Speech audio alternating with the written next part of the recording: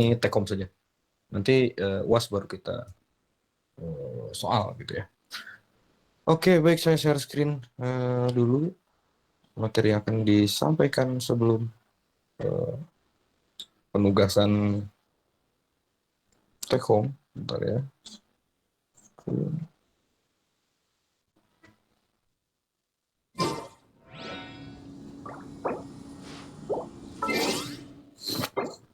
Baik, apakah sudah terlihat yang saya bagikan, yang saya share? Siap, terlihat Pak. Oke, di sini akan membahas agreement-agreement yang pernah ada, yang pernah terjadi, ya, yang kaitannya dengan lingkungan tentunya. Dan ini perjanjian-perjanjian internasional atau international agreement sebagai bentuk aksi respon kita, gitu ya, selaku manusia terhadap perubahan iklim.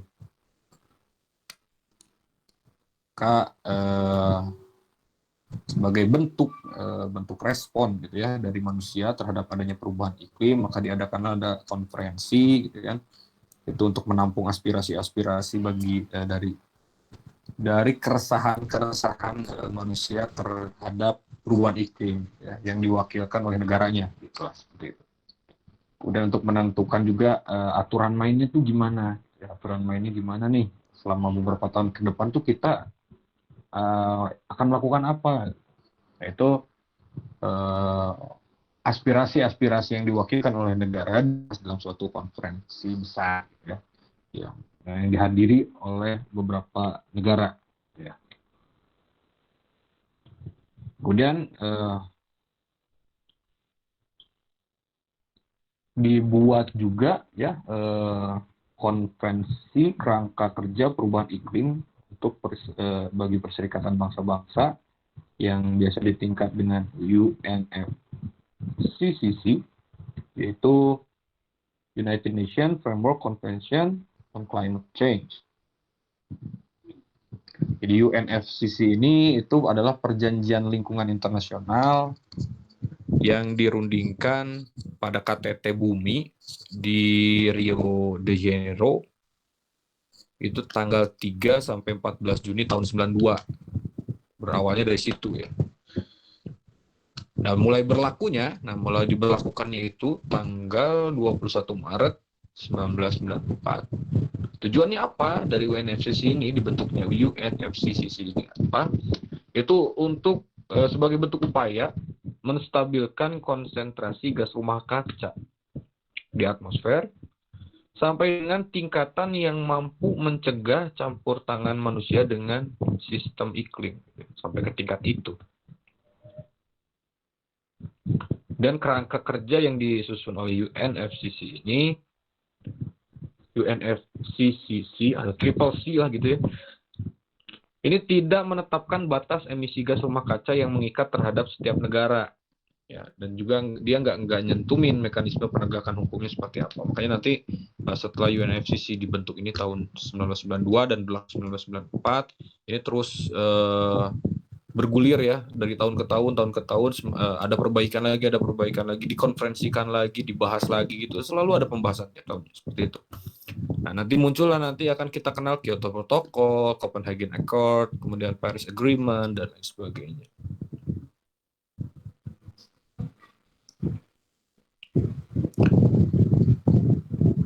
Nah, awalnya Intergovernmental Negotiation Committee menulis teks konvensi kerangka kerja ini dalam pertemuan di New York ya, tanggal 30 April sampai dengan 9 Mei 1992. Kemudian UNFCCC ini diadopsi tanggal 9 Mei 1992 dan dapat ditandatangani sejak 4 Juni 1992. Itu. Ini terus bergulir. Penandatangan konvensi ini yang menandatangani konvensi itu dia rutin bertemu setiap tahun, itu sejak tahun 1995 dalam yang namanya COP, Konferensi Penandatanganan. Ini untuk menilai atau istilahnya kalau lebih mudahnya apa ya, evaluasi gitu ya, rapat evaluasi. Nah, kita selama ini 1 tahun ini sudah melakukan apa, terus bagaimana ada perubahan nggak dari proyeksi yang kita lakukan nih terhadap perubahan iklim? Kira-kira gimana? Kemudian muncullah Kyoto Protocol ini tahun 1997, Kyoto Protocol. Kita skip aja, kita ke Kyoto Protocolnya aja.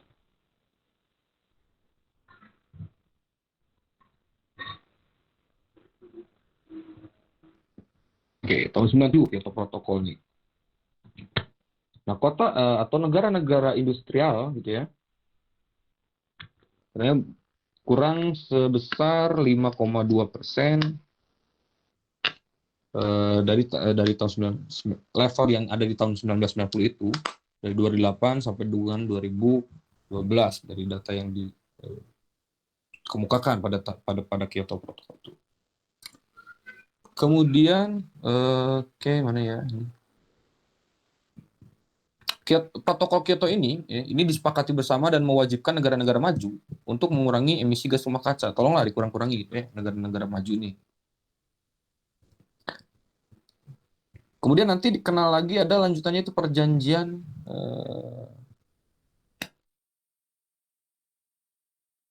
apa ini? NCUE itu tahun 2010 tuh. Ini menyatakan bahwa pemanasan global di masa yang akan datang harus dibatasi di bawah 2,0 derajat. Nah, ini mulai ada angka-angka spesifiknya gitu ya. Nah, peninjauan dari Kyoto Protocol ini yang diinisiasi pada tahun 1997 ini itu menghasilkan beberapa kesimpulan gitu ya. Dan setelah peninjauan gitu, melalui berbagai macam peninjauan itu seperti adanya progres yang bagus ya. Ini tahun 2005 nih terlihat ada progres, ternyata ada impact-nya gitu kan dengan adanya Kyoto Protocol ini, ternyata tahun 2005 itu ada impact-nya. Ini setelah jalan beberapa tahun ya, kemudian ditinjau gitu.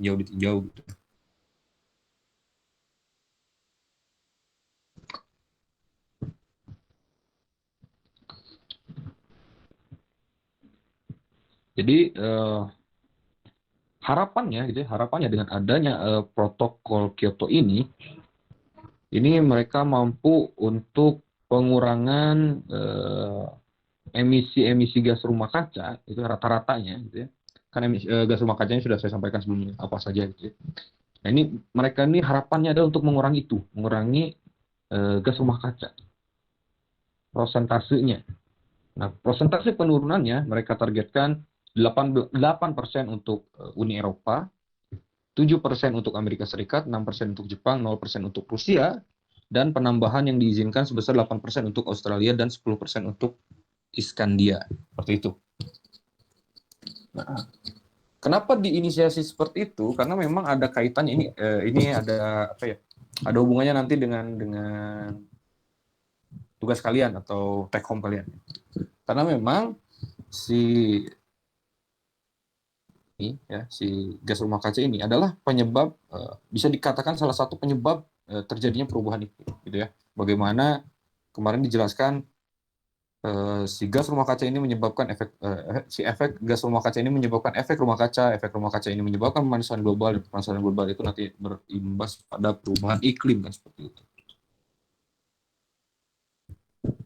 Nah, protokol Kyoto ini sifatnya yang protokol konvensi yang berjangka panjang gitu ya. Jadi dari tahun 1907 sampai nanti akan apakah perlu diperbaharui atau tidak itu tergantung dari keputusan setiap tahun ada pertemuannya gitu, seperti itu.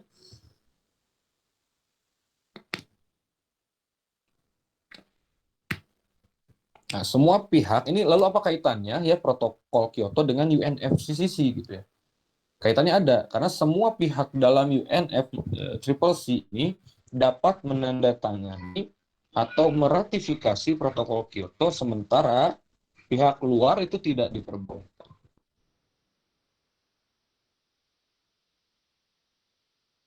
Oke. Nah, protokol Kyoto ini diadopsi pada sesi ketiga konferensi pihak konvensi. Itu FCCC pada 1997 di Kyoto, Jepang. Maka disebutnya ini adalah protokol Kyoto. Seperti itu.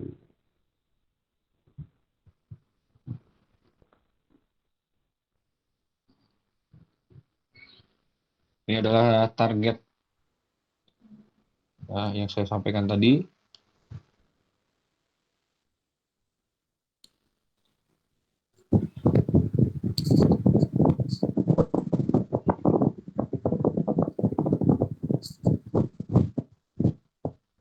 Kyoto Ratification atau penandatanganan protokol Kyoto ini membutuhkan setidaknya 55 pihak. Ya, 55 pihak,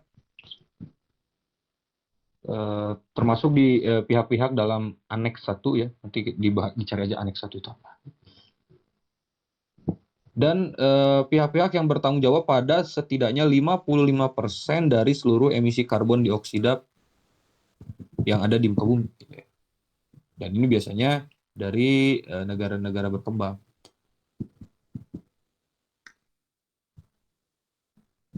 Nah, pencapaiannya atau achievement gitu ya, pencapaian dari Kyoto Ratification ini ternyata pada Oktober 2004 sudah mencapai 126 negara yang menandatangani. Tapi kalau misalkan itu dikalkulasikan kepada emisi gitu ya, emisi itu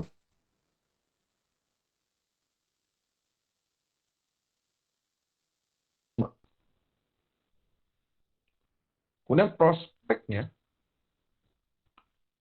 Oktober 2004 Rusia menandatangani. Kemudian ditekan kembali itu pada 16 Februari 2005 gitu. Jadi mulai viralkan, bukan viralkan ya maksudnya. Jadi digaungkan gitu, semua tuh harus menandatangani ini gitu. Kemudian 2011 Kanada ini sebentar. Kok sebentar ya, saya dihubungi dulu. Sebentar.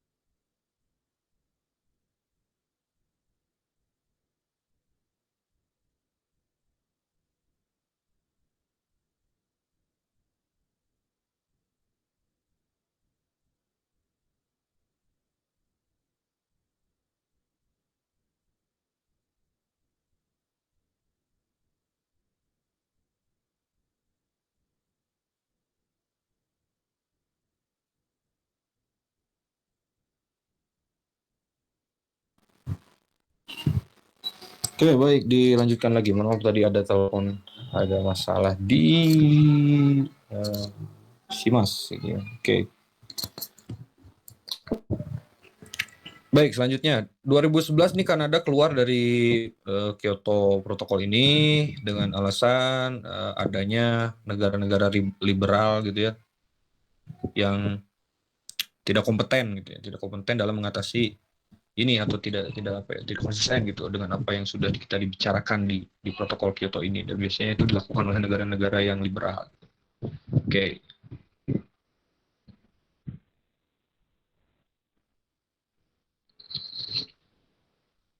Kita lanjut karena ini akan ditugaskan, jadi tidak akan saya bahas terlalu banyak. Ini di Copenhagen tanggal 7 sampai 18 Desember 2010, penantangan yang ke-15 di UNFCCC oleh UNFC ya. Dan yang kelima untuk COP Kyoto. Dan sebelum ini diadakan juga pre-meeting ya, meeting sebelum pelaksanaan Copenhagen ini di bulan September di Bangkok tepatnya tahun 2009.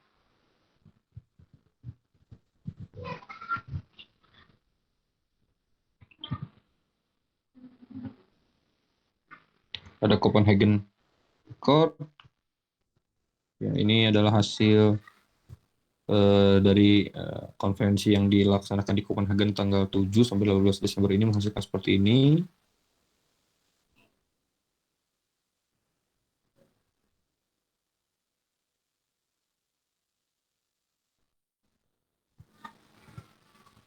Dengan adanya Copenhagen Accord ini bukan statusnya bukan menggantikan Kyoto yang itu ya, Kyoto Protokol gitu ya. Dia tidak menggantikan itu. Namun dia sebagai pelengkap aja gitu, pelengkap dari apa yang sudah ada, itu Kyoto Protokol.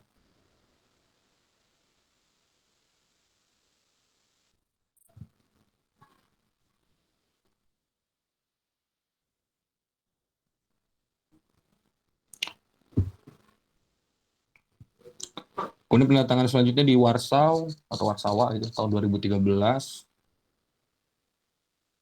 Di sini negara-negara melaporkan basis-basis dari untuk ditindaklanjuti dan dinegosiasikan gitu ya, terkait dengan perubahan iklim gimana, dengan bertujuan untuk mereduksi atau mengurangi emisi dari deforestasi. Itu adalah tema-tema yang dibahas pada konferensi Warsawa ya. Dan dia membahas juga tentang Green Climate Fund atau Renewal as a Funding Mechanism for Action dan lain-lain. Nah, yang terbaru ini tuh Perjanjian Paris atau Paris Agreement tahun 2015 nih. Apakah itu menjadi hal yang baru gitu ya, hal yang baru, fajar baru, harapan baru itu untuk kita semua terkait dengan perubahan iklim? Apakah dengan adanya Perjanjian Paris yang diinisiasi tahun 2015 ini menjadi harapan bagi kita semua untuk menekan laju perubahan iklim? Nah, itu kan silakan tinggal dicari terkait dengan Paris 2015, Paris Agreement ini. Oke, jadi intinya ada 3 ya, mungkin berawal dari UNFCCC ya, dari situ dulu, mulai dari keresahan masyarakat ataupun manusia gitu ya. Kita sebutnya manusia aja lah, manusia siapapun itu, negara manapun itu. Jadi keresahan manusia terhadap perubahan iklim mendesak negaranya atau negara yang dia tinggali, gitu ya, pemerintahnya itu untuk berperan dalam langkah-langkah mitigasi perubahan iklim. Nah, lalu kita kan di negara-negara di bumi ini kan ada wadahnya, ya wadahnya itu adalah PBB. Nah, di PBB ini dia melakukanlah kerangka kerja yang berhubungan dengan perubahan iklim. Ini UNFCCC. Gitu. Nah, berangkatnya dari situ. Nah, dari UNFCCC ini negara-negara saling ngobrol-ngobrol gitu kan, dengan ilmuwan-ilmuannya gitu, dengan pakar-pakar klimatnya, ngobrol-ngobrolin tentang perubahan iklim. Kemudian muncullah seiring berjalannya waktu, diadakan konferensi terus, muncul Kyoto Protokol. Ya, Kyoto Protokol, oke, kita jalani Kyoto Protokol, kita lihat gimana itu kan perubahannya, ada impact-nya nggak? Ternyata ditemukan ada impact ya, ada impact dari Kyoto Protokol itu ada impact. Nah, kemudian berjalannya waktu ada dinamika lagi kan, ada yang keluar dari Kyoto Protokol gitu kan, karena dinilai ada negara-negara liberal yang tidak kompeten gitu dalam mengatasi perubahan iklim dan tidak konsisten juga gitu. Di sisi lain ngomongin perubahan iklim, di sisi lain tetap merusak lingkungan misalkan seperti itu. Nah kemudian melalui konferensi-konferensi lagi muncullah yang Kopen itu ya,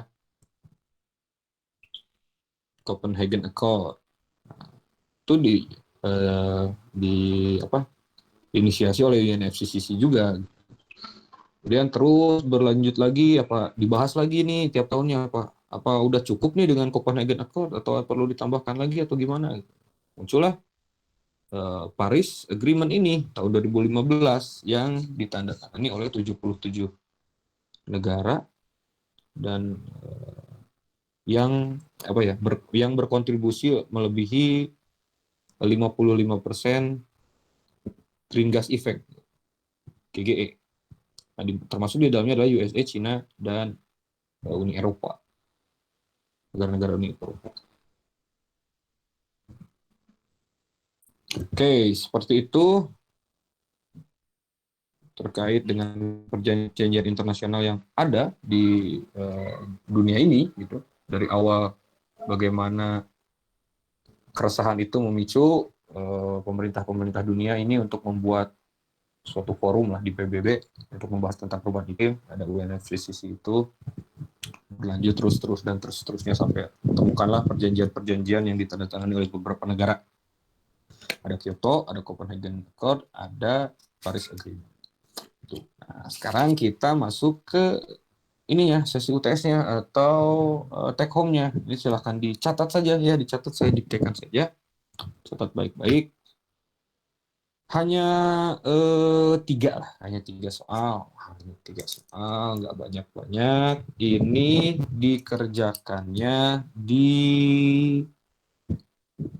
ketik boleh lah, diketik ya. Kemudian dibuat filenya itu PDF, dibuat file PDF. Kemudian nanti dikumpulkan melalui link. Nanti akan saya berikan linknya. Ada link Google Form yang perlu kalian isi. Nanti kalian isi di situ, sertakan atau lampirkan jawaban kalian dalam bentuk PDF. Itu ya. Nah, soalnya ini ada 3. Yang pertama itu silakan ceritakan kaitan antara gas rumah kaca, global warming, dan climate change. Bagaimana itu saling berkaitan gitu ya, antara GRK atau gas rumah kaca, global warming, dan climate change. Tadi saya sudah spoiler dikit ya, hubungan antara GRK, global warming, dan climate change. Itu silahkan tuh, tapi diceritakan yang baik ya, yang ilmiah tentunya. Itu yang pertama. Yang kedua, silahkan berikan contoh kegiatan adaptasi dan juga mitigasi. Jadi sertakan contoh ya, atau berikan contoh lah. Berikan contoh kegiatan adaptasi dan mitigasi bebas apapun itu, tapi disertai dengan penjelasannya ya. Jangan hanya misalkan mengurangi sampah plastik gitu. Udah aja segitu gitu. Tambahin penjelasannya apa. Bagaimana mengurangi sampah plastik bisa memiliki pengaruh terhadap proses mitigasi ataupun proses adaptasi perubahan iklim. Nah, itulah. Nah, contoh kegiatan berikan contoh kegiatan adaptasi dan mitigasi perubahan iklim yang ada di Indonesia ya, ya, atau yang sudah berlaku lah di Indonesia yang berkesesuaian dengan UNFCCC. Nah, ini UNFCCC ini kan ada program-programnya ya. Coba kalian searching lah, baca-baca UNFCCC itu bagaimana cara langkah-langkah UNFCCC mengurangi atau menekan laju perubahan iklim dan bagaimana cara mereka beradaptasi. Itu ada. Nah, kira-kira di Indonesia sudah ada belum nih kegiatan atau adaptasi dan mitigasi yang berkesesuaian dengan itu? Ya, itu nomor 2.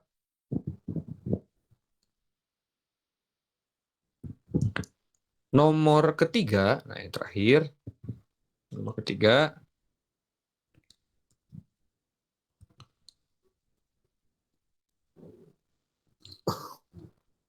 Ini di sini ada sebentar saya cek nomor absennya dulu deh di sini. Oke, yang ketiga ini saya akan beda-bedakan berdasarkan nomor absen.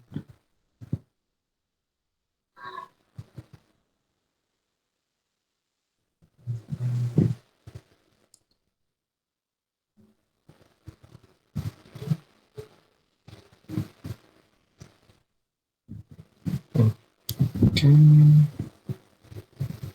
Oke, ada 26. Kalau saya bagi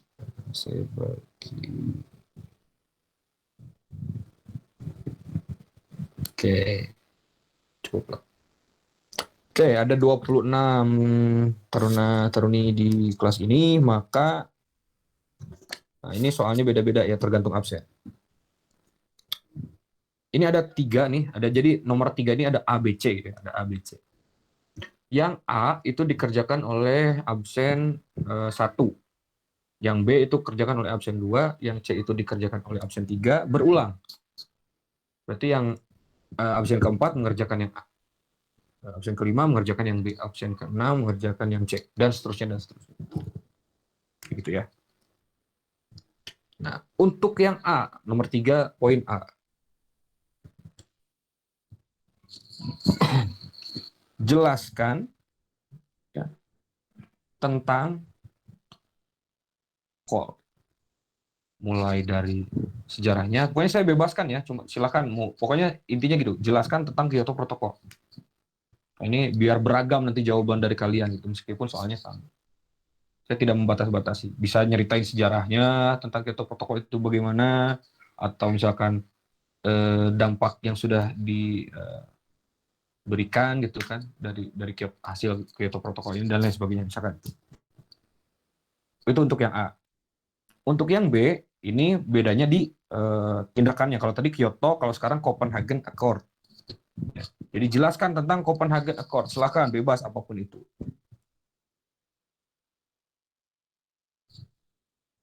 Semakin lengkap, semakin bagus.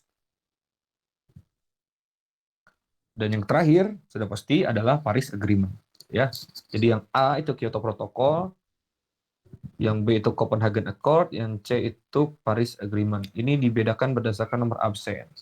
Oke. Absen 1 mengerjakan yang A, absen 2 mengerjakan B, absen 3 mengerjakan C, absen 4 berulang mengerjakan 1. Absen 5 mengerjakan 2, absen 6 mengerjakan 3 atau yang C itu maksudnya. Seperti itu, nanti dikumpulkannya kapan? Dikumpulkannya adalah minggu depan atau hari Selasa. Jam 23.59. Melebihi itu tidak dinilai. Oke. Ini kan nanti ada timestamp-nya tuh kalau kalian mengumpulkan melalui Google Form ada timestamp-nya. Nanti bisa saya lihat di situ yang mengumpulkan lebih dari yang ditentukan yaitu 2359 hari Selasa. Maka ya sudah tidak ada nilainya untuk UTS. Seperti itu ya. Saya rasa mudah lah untuk dipahami, ada 3 soal. Yang pertama menceritakan kaitan bagaimana GRK berpengaruh terhadap global warming dan climate change.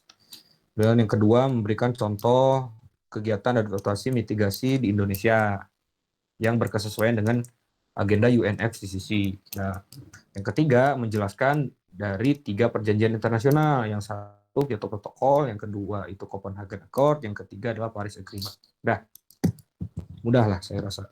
Mudah dipahami gitu ya. Kalau jawabannya sih tinggal dicari. Bye. Oke, saya rasa itu ada yang mau ditanyakan terkait penugasan sebelum saya akhiri.